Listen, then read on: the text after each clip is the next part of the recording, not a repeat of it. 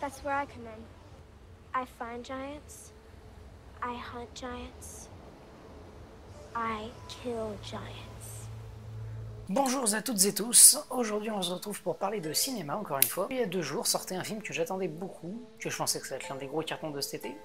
C'est I Kill Giants, ou en français Chasseuse de géants. Ça se vendait comme un film sur une jeune adolescente dont le village était attaqué par des géants et autres créatures maléfiques.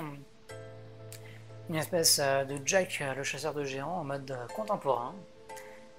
Et ça avait l'air vraiment pas mal, donc moi je l'attendais avec beaucoup d'impatience. Le film était présenté à Gérard May, et il est ressorti bredouille, pas un seul prix, alors qu'il était nominé dans quasiment toutes les catégories. Et il se trouve qu'au final, il n'a pas eu de distributeur, et il vient de débarquer il y a seulement 2 jours en France, directement en vidéo à la demande et autres DVD Blu-ray.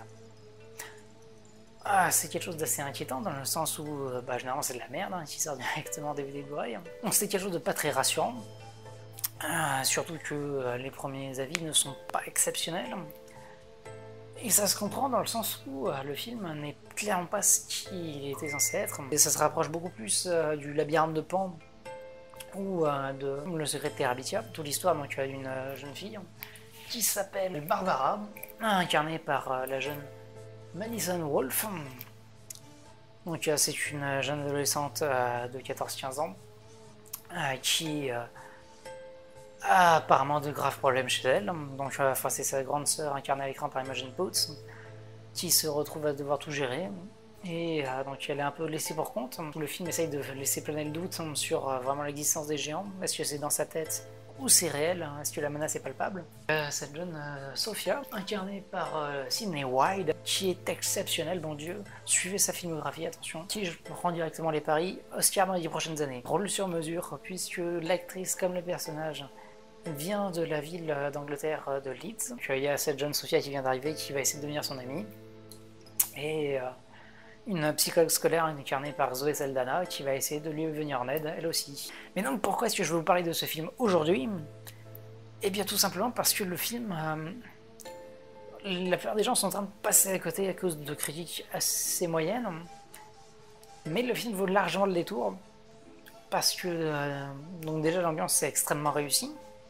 En termes de réalisation, on dirait du Spielberg, mais du Spielberg inspiré, pas du Spielberg qui fait du blockbuster, comme si c'était du Spielberg qui voudrait présenter un projet au festival de Sundance. Mais surtout, je vous le conseille parce que les actrices sont toutes géniales. Je dis actrices parce qu'il n'y a quasiment aucun acteur. On a donc les 2 amies, Barbara et Sophia, interprétées par Madison Wolfe et Sidney Wilde. Donc on a donc la sœur, même si on la voit pas tant que ça. Surtout la psychologue scolaire qu'on voit pas mal, qui se fait souiller du début à la fin en mode mais c'est un vrai métier ça?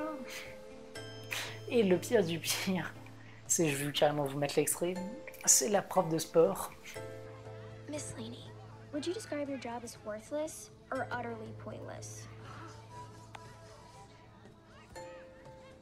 Principal's office. Now. Donc si je vous conseille ce film, c'est surtout parce que l'ambiance est extrêmement réussie, très proche du Secret de Terabithia, avec ce côté un peu Spielberg d'antan. Les actrices sont vraiment exceptionnelles, surtout Sidney Wilde. En termes de scénario même, l'écriture des personnages est très réussie. Pas mal de trucs prévisibles et le fil conducteur, le suspense dessus n'est pas très bien travaillé dans le sens où le doute n'est pas permis très longtemps, ni même jamais vraiment permis. Faut pas s'attendre à un chef-d'œuvre absolu. Mais c'est vraiment un petit film sympa, qui méritait vraiment d'avoir sa sortie en salle. Enfin bref, je vous conseille largement d'aller voir ce film.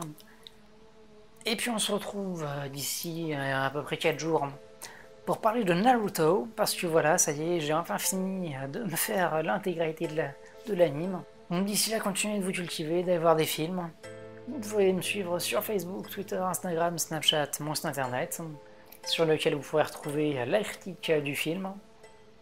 Et puis voilà, à la prochaine. Salutations les gens.